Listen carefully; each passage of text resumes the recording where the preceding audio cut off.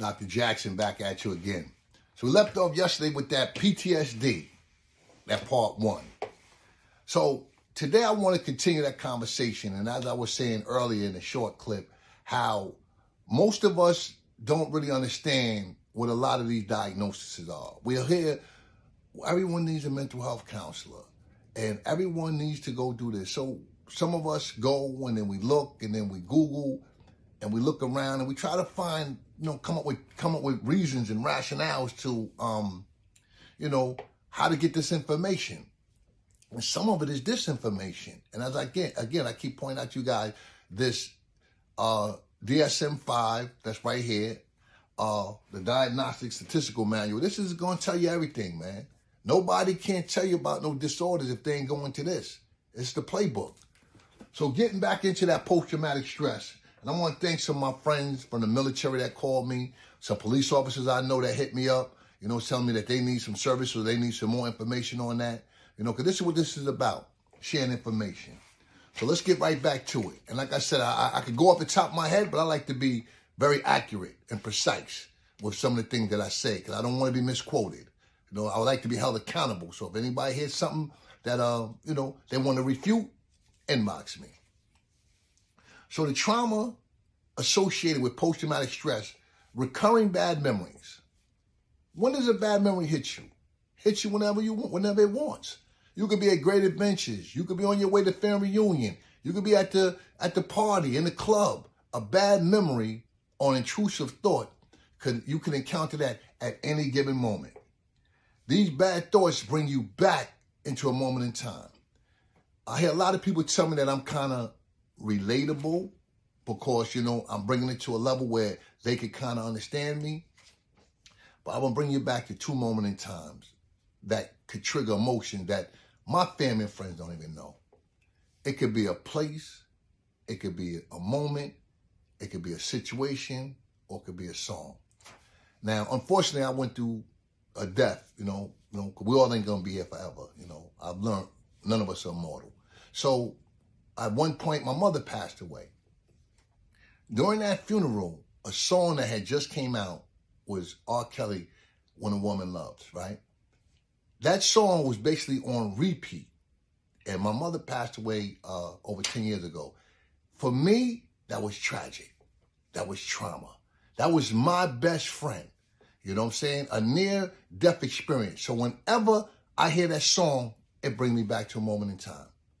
I just recently had a family member send me a picture or a video of my mother, and they not knowing that was a very traumatic experience for me. That whenever they do that, they have to ready me up and say, hey, I have a photo or video. Can I share it with you? Because you don't know where people are. You can't just wing that on me. You have to call me, check with me. I'm working. And that comes up. Another, unfortunate situation was years ago. For those that are around my age will understand this. It was the song Black Butterfly. I was in a tragic accident. When I came out of a coma, that's the first song that I heard. So I'm very familiar with when something hits you and a moment in time could bring you back to this post-traumatic stress. These are triggers that will bring you back to this moment in time. Sometimes that will bring you to isolate because you don't want nobody to know how you're really feeling. And we're going to give you some coping skills that we could also use when these triggers of PTSD are initiated. Yes, from even going outside, we deal with this isolation and things that people are like, what am I going to do when this trauma hits? Some people even get fearful of going outside because they say, my PTSD may kick up. And that's when agoraphobia could come in. Now watch this. Social isolation comes in. See, these are all features and differential diagnoses that could mimic post-traumatic stress. You say, I'm not going out on the 4th of July. I was in a combat zone. All I'm going to hear is fireworks. Post-traumatic stress. So these are the things that we have to deal with. And as I was saying, it seemed like some people that are very trauma, ridden, it could repeat in their mind. Sexual assault. I've heard stories and read vignettes where a young lady could have been through a trauma, or even a young man could have been through trauma at 10 years old. Later on in their life, they're married in the middle of a honeymoon or a sexual encounter. It just comes in and clicks up, and kicks in, man. And I was talking to an associate a few days ago about the post-traumatic stress. And he said, Doc, I didn't know that you knew about this. And again, in New York State, for that National Clinical Mental Health Examination, they could hit you with anything. They could say, here's a question about pedophiles.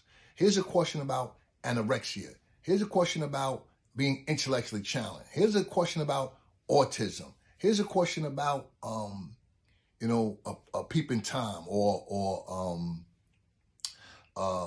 so many different sexual predators and pedophilic disorders. You have to be ready for that. Because when on exam, they don't tell you, your exam is on depression. No, this mental health exam is based on all of the diagnosis in that book. And it's a lot of them. So back to the post-traumatic stress disorder. Trauma. An experience that you might experience that you felt was horrible. That you felt like you couldn't even live with it. You were frightened, the fear of death. Again, as we talk about these sexual assaults, a woman could be put in a situation, or a man, that they're fearful of their life, that they couldn't get out of it if they didn't agree or they disagreed.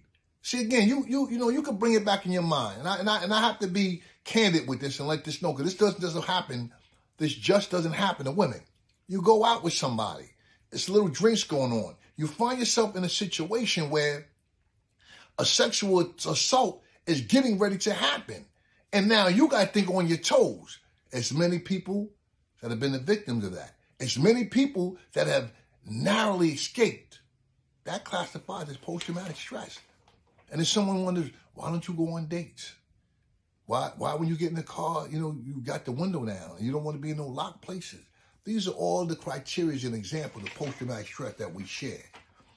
Someone that was in prison, they might never want to go back. A lot of men, if you sit them all down and ask them, how was it? Everybody's not sitting there like they a killer, a gorilla, and say, listen, I ran the jail, I ran the dorm, on the chow, I got 50 pounds every week, I stayed on the phone.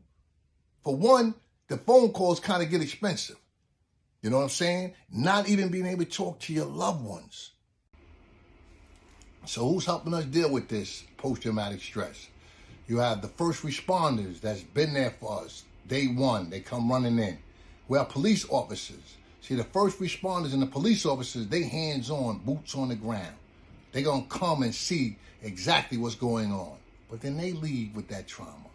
Outside of mental health counselors, they're going to also go see clergy and their imams about what they're going through. So then it becomes, what are we going to do now that we experience that? That's where that prevention and that intervention comes in.